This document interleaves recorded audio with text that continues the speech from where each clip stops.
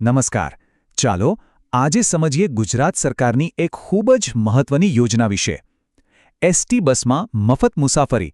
હા, સાચું સાંભળ્યું. દિવ્યાંગ વ્યક્તિઓ માટે આ લાભ કેવી રીતે મેળવી શકાય, કોણ અરજી કરી શકે અને કયા કયા ડોક્યુમેન્ટ્સ જોઈએ, એ બધી જ માહિતી આપણે એકદમ સરળ ભાષામાં જાણીશું. તો ચાલો શરૂ કરીએ. સારું, તો આપણે આખી વાતને સ્ટેપ બાય સ્ટેપ સમજીશું. સૌથી પહેલાં તો આ યોજના છે શું એ જોઈશું. પછી આનો લાભ કોને મળી શકે, એના નિયમો શું છે, લાભ શું મળે છે, અને હા, જો કોઈ સાથીદાર હોય તો એમના માટે શું સુવિધા છે. અને છેલ્લે સૌથી અગત્યનું, અરજી કરવા માટે કયા કાગળો જોઈશે, બધું જ કવર કરી લઈશું. તો ચાલો સૌથી પહેલા મુદ્દા પર આવીએ. આ યોજના છે શું અને સરકારે શા માટે શરૂ કરી છે?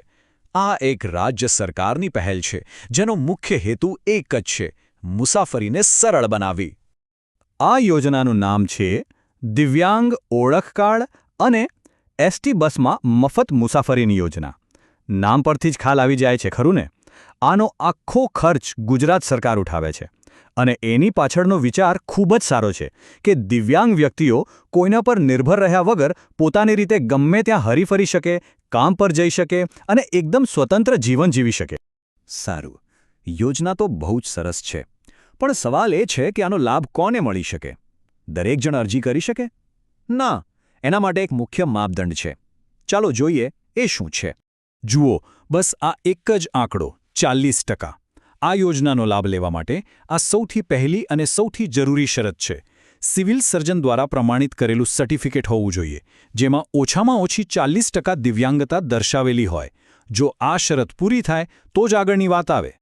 ઓકે, તો માની લો કે કોઈ વ્યક્તિ 40%વાળી શરત પૂરી કરે છે, તો એમને શું ફાયદો મળશે?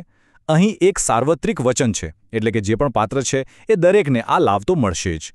અને એ વચન છે 100% મફત મુસાફરી. હા, જે કોઈ પણ વ્યક્તિની દિવ્યાંગતા 40% કે એનાથી વધુ પ્રમાણિત થયેલી હોય, એમને આખા ગુજરાતમાં એસટી બસની કોઈ પણ બસમાં કોઈ પણ રૂટ પર એક પણ રૂપિયો આપ્યા વગર મુસાફરી કરવાનો હક મળે છે, એકદમ ફ્રી. પણ વાત અહીં પૂરી નથી થતી.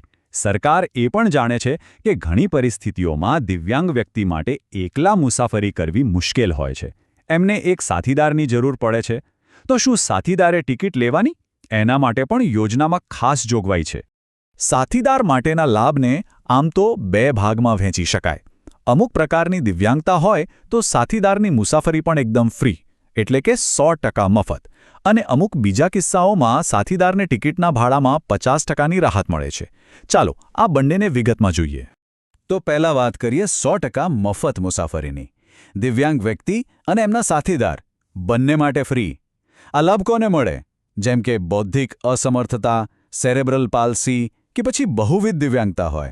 અને હા, જો કોઈની દિવ્યાંગતા 80%થી વધુ હોય, જેમ કે સંપૂર્ણ અંધત્વ હોય કે હલનચલનમાં ખૂબ જ તકલીફ હોય, તો એવા કેસમાં પણ સાથીદારને 100% મફત મુસાફરી મળે છે.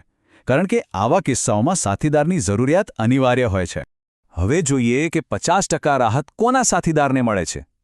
તો જેમને સાંભળવાની ક્ષતિ હોય, અથવા તો અમુક ક્રોનિક ન્યુરોલોજિકલ તકલીફો હોય કે માનસિક બીમારી જેવી પરિસ્થિતિ હોય, તો એમના સાથીદારને ટિકિટના ભાડામાં અડધો કાપ મળે છે. એટલે કે અડધી જ ટિકિટ લેવાની રહે છે. ચલો, તો લાભો વિશે બધી વાત ક્લિયર થઈ ગઈ. હવે સૌથી અગત્યના અને પ્રેક્ટિકલ સવાલ પર આવીએ. આ પાસ કઢાવવો કેવી રીતે? અરજી કરવા માટે કયા કયા કાગળિયા ભેગા કરવા પડશે? ચાલો એનું લિસ્ટ જોઈ લઈએ. અરજી કરવી બહુ અઘરી નથી. મુખ્યત્વે 5 વસ્તુઓ જોઈશે.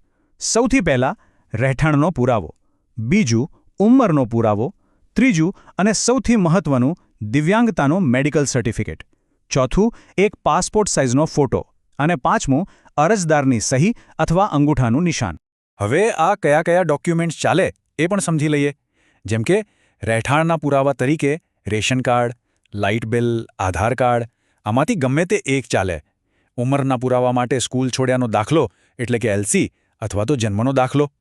અને હા, પેલું દિવ્યાંગતાનું પ્રમાણપત્ર જિલ્લા સિવિલ સર્જનનું જ હોવું જોઈએ અને એમાં દિવ્યાંગતાની ટકાવારી ચોક્કસ લખેલી હોવી જોઈએ. આ બહુ જ જરૂરી છે. તો આ પાસ ખાલી એક ઓળખપત્ર નથી, એ ખરેખર તો સ્વતંત્રતાની એક ચાવી છે. એ ગુજરાતમાં ગમે ત્યાં આવવા જવા માટેના દરવાજા ખોલી નાખે છે. પછી ભલે કામ માટે જવાનું હોય, કોઈ સગાવાલાને મળવા જવાનું હોય કે પછી બસ એમ જ ફરવા માટે. હવે જ્યારે આ બધી માહિતી છે ત્યારે એક સવાલ મનમાં જરૂર થાય કે આ પાસ હાથમાં આવ્યા પછી પહેલી મુસાફરી ક્યાંની હશે?